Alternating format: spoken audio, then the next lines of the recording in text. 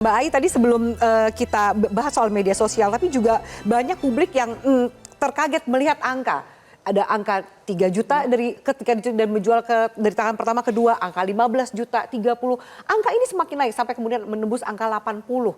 Ini yang kemudian tertarik dengan iklan yang menawarkan Bilqis dengan modus alibi adopsi ini ternyata juga bukan orang tua yang membutuhkan anak untuk mengadopsi.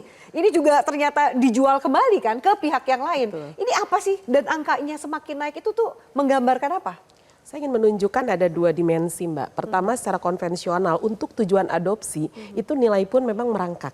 Tetapi yang bukan untuk adopsi, kalau di dalam konvensi hak anak, kita mengenal penjualan, perdagangan, penculikan. Tetapi pengembangannya itu adalah untuk kebutuhan kesehatan dan transplantasi organ tubuh. Jangan lupa, ini ada satu nomenklatur yang itu koma titik. Gitu ya. Artinya tidak hanya perdagangan ngeri sekali saja. Saya ketika Anda mengatakan bahwa ini bukan cuma perdagangan orang tapi ada juga perdagangan organ. Nah, ini karena saya bicara teori soal konvensi yang disepakati di seluruh dunia. Dan itu kerap ditemukan yang hulunya adalah perdagangan anak atau adopsi. Nah, kita harus melihat bagaimana sebetulnya konteks di Indonesia dengan angka-angka tadi. Kami yang sudah melakukan pengawasan terkait adopsi ilegal untuk tujuan di Singapura, itu juga angkanya fantastik. Kalau di sini seorang ibu yang menjual anak itu ya hanya 25 juta misalnya dan dia hanya menerima 5 juta lalu dia lapor ke polisi kehilangan anak. Ternyata begitu kami konfirmasi di data itu yang menerima sampai angka ratusan juta di pihak Singapura. Itu artinya memang trennya seperti itu, tetapi 2 hal tadi, apakah untuk percobaan kesehatan yang melibatkan anak secara ilegal dan kemudian ada kemungkinan bisnis haram transplantasi yang melibatkan gitu ya anak-anak kita, itu tidak menutup kemungkinan dalam satu tindak kejahatan ini gitu. Sehingga kalau kami ingin mengatakan bahwa TPPO ini dan kemudian bisa menjadi bentuk eksploitasi apapun jenisnya, itu di dalam konteks pelindungan anak memang bisa terjadi gitu loh. Ini yang seharusnya memang disadari betul ya bagian-bagian kelompok yang kita identifikasi baik itu melalui medsos, konvensional misalnya ya dengan grooming pada keluarga yang dikenal oleh keluarga maupun bentuk-bentuk yang hari ini kita kenali di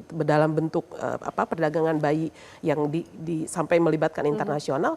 Ini ada situasi yang berpotensi terjadi pada hal-hal seperti itu, Mbak Afiani. Oke, mau menambahkan Mbak Ciput. Ini jadi ngeri ya bahwa ternyata anak bukan dieksploitasi secara ekonomi, seksual, bahkan juga organ tubuhnya diperjualbelikan. Iya, itu yang justru memang sangat ditakutkan kan. Itu kan yang paling buruk lah ya, karena otomatis anak kehilangan bagian dari tubuhnya.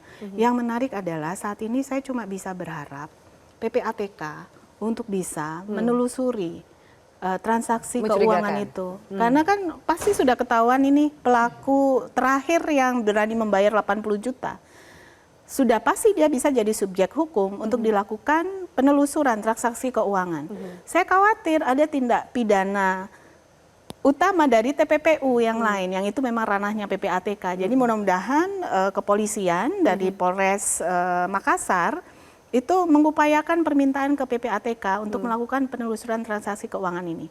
Karena kami ya, Bu Ai, kita beberapa akhir ini kami bekerja sama dengan PPATK untuk membuat panduan red flags bagi perbankan dengan beberapa informasi transaksi-transaksi yang mencurigakan, yang di situ mengandung upaya-upaya atau transaksi eksploitasi yang dibayar dengan e-wallet bahkan sekarang. Dan ini kan luar biasa besar gitu loh. Yaitu seperti tadi saya sampaikan, Mbak Devi sampaikan, nilainya luar biasa dan itu bisa ditelusuri. Tapi ini lawannya mafia nih bisa. Indonesia sudah bagian. Banyak banget nih mafianya ya kan? Ya, Indonesia sudah bagian dari task force internasional mengenai transaksi pencucian uang ini. Dan ini sudah ada kesepakatan Mbak Devi. Jadi sebetulnya kalau kita mau, PPATK mau, itu ketemu kok.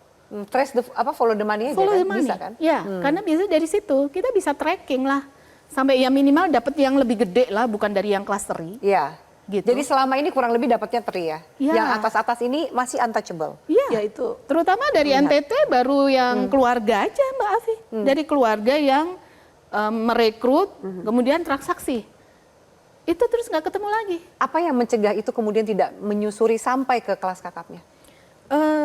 Ya bisa jadi yang kelas kakap kan Saya nggak tahu ini. Adakah keterlibatan penegak hukum? Kalau itu jadi salah satu persoalan, ya memang kita selalu stuck di sini.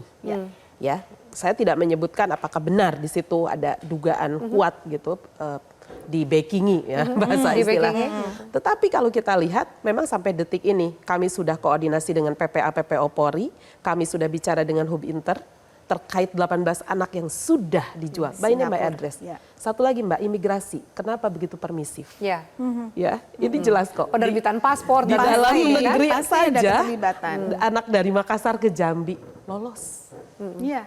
Ya, itu satu. Di Menurut kami manifest, tiket. ada persoalan ini secara struktural dan itu khas kalau kita mau melihat Perpres ya terkait TPPO. Memang salah satunya bagian imigrasi ini harus betul-betul menegakkan bagaimana sesungguhnya supaya siapapun itu bisa dijamin tidak menyalahgunakan gitu ya manifest ini untuk tujuan kejahatan. Nah yang kedua, betul yang tadi disampaikan bahwa PPATK dengan segala kebijakannya sesungguhnya itu sangat membantu praktek kejahatan ini.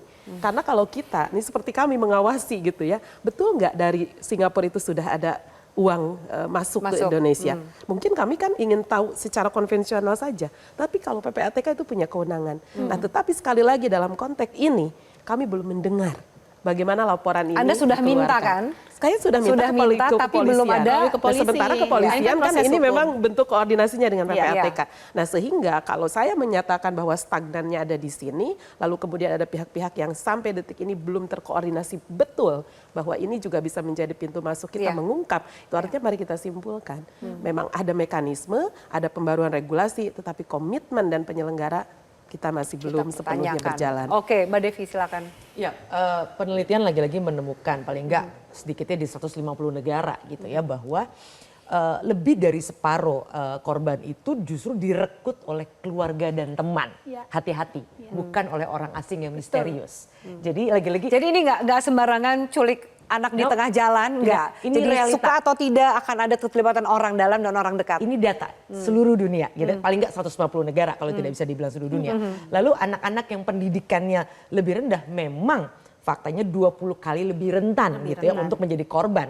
Atau anak dari negara dan daerah yang mohon maaf miskin itu berkali-kali lipat lebih beresiko dibandingkan wilayah-wilayah yang makmur gitu ya. Dan Indonesia dalam salah satu penelitian misalnya disebutkan merupakan daerah asal, daerah transit sekaligus daerah tujuan perdagangan manusia gitu ya. Jadi bukan, mohon maaf, bukan hanya kita tanda kutip mengekspor, tapi kita juga sebaliknya juga menjadi tempat untuk menerima. Nah ini yang juga harusnya menjadi tantangan dan ini yang serius ya dari kita semua. Nah tadi sudah disampaikan dengan sempurna lah oleh para beliau bahwa ketika bayi ditawarkan lewat media sosial, pesannya itu sangat halus gitu ya.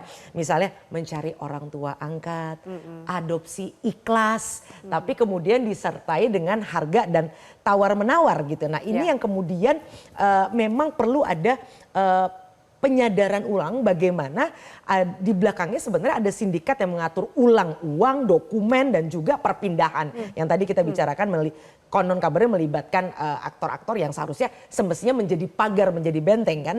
Nah artinya ketika bayi dijual 10-15 juta rupiah ini bukan sekedar orang tua yang tega.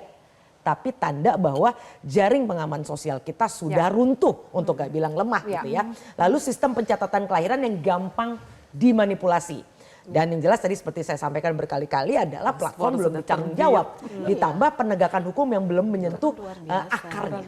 Oke. Lalu apa jika ternyata ya kalau tadi kan pertanyaan dari Mbak Ai gitu, ini kok bisa paspor bisa terbit, anak tuh bisa berpindah, minimal Bilkis yang kita bicarakan ini pindah berapa kali? Ada 3 kali perpindahan dengan beda pulau menggunakan jalur darat dan udara gitu. Apa yang harus dilakukan ketika realita terburuknya ada oknum aparat yang terlibat? Ya tentu jawabannya klasik, pasti harus dibongkar.